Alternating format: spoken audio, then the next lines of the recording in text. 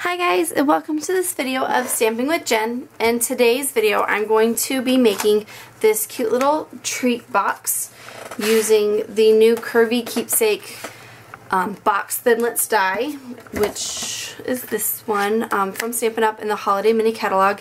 And I'm going to do something a little bit different. I'm going to show you how to make it using two different colors of DSP instead of, I'll show you in a second. Alright, so basically what we're going to do is first you need the Curvy Keepsake Box Thinlit. You need either your multi-purpose platform or the magnetic platform, and then two of the plates. So I just have random scraps of DSP laying around. So I guess we'll do pumpkins on one. I think it'll fit. Alright, and then we're going to run this through our Big Shot.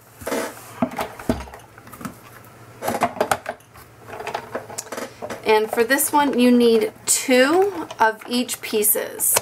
So if I wanted to make a box, I would need two pieces in this pumpkin paper.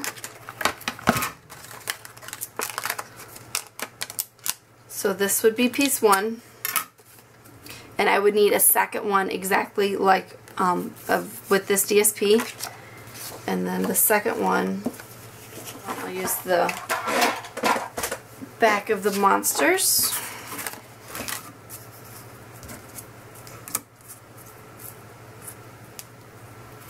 And I try to get it as close to the edge as possible, that way I could fit possibly two on a sheet. And you want your paper 6 inches wide for this. And you can use regular cardstock or DSP. And then we're just going to run it through the Big Shot.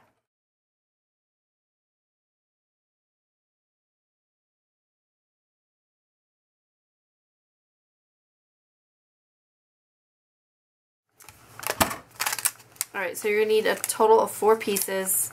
I'm just going to use 3 for my example real quick.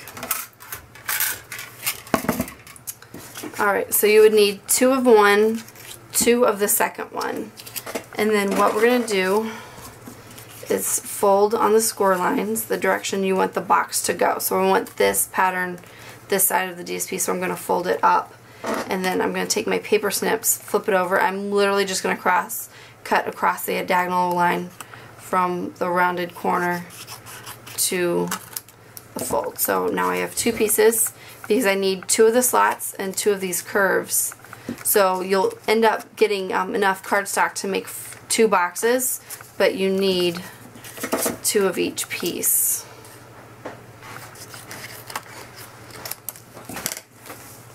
And so your curved pieces you're going to stick together, and then don't forget to fold them. It helps for the next step. Alright, so you have 2 curves and 2 straight pieces, and then I'm going to use these 2 for my next one, make it a little bit different. So you have 4 pieces in all, and then now you're going to need just a scrap piece of, I used the 1 1/4 inch punch just because you're going to need some scrap paper to help support the base since we cut the base apart. So what we're going to do is we're going to side these up.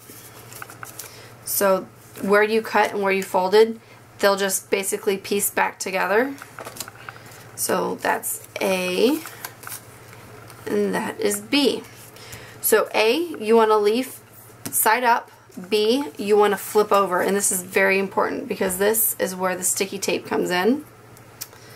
And then you're just going to trim off about an inch and 1/4. And then you're going to put it on the outside edge of the original square that we cut. You can do this before you cut it, you can do it after, it doesn't matter. It is very, very forgiving. So A and B. So that's A. And now B, you're going to do the bottoms, the opposite side. So it's probably easier to do it after you do it, that way you get the right sides. That'll be fine. Alright, so now we're just going to take some snail adhesive.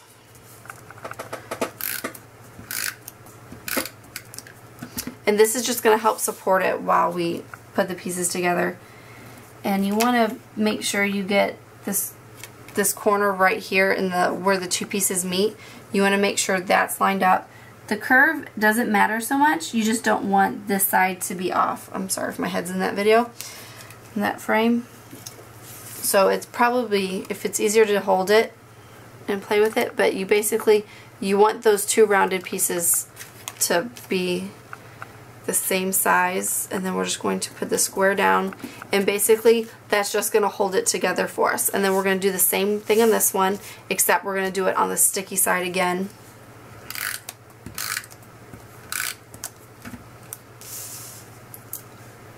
And then, so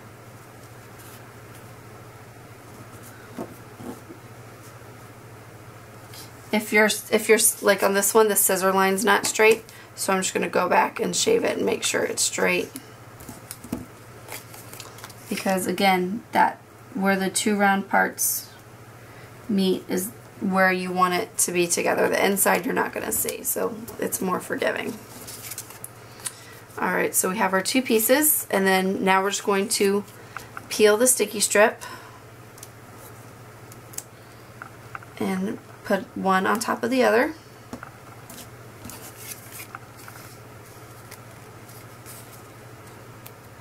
And then the sticky strips is the part that will hold the four sides together.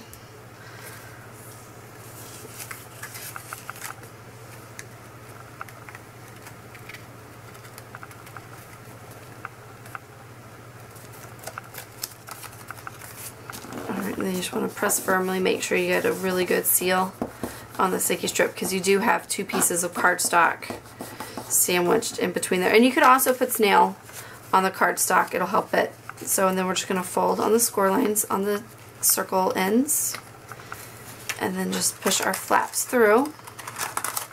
And there you have a very cute little two-toned keepsake ornament thin lick box. And then for the tag, I just used the 2.5 circle punch with the Ghoulish Greetings for my trick-or-treat and the Fall Feast for my pumpkin. I just stamped it, punched it with the fun fall framelit dies on my pumpkin, and then I just tied it on with a two-tone ribbon.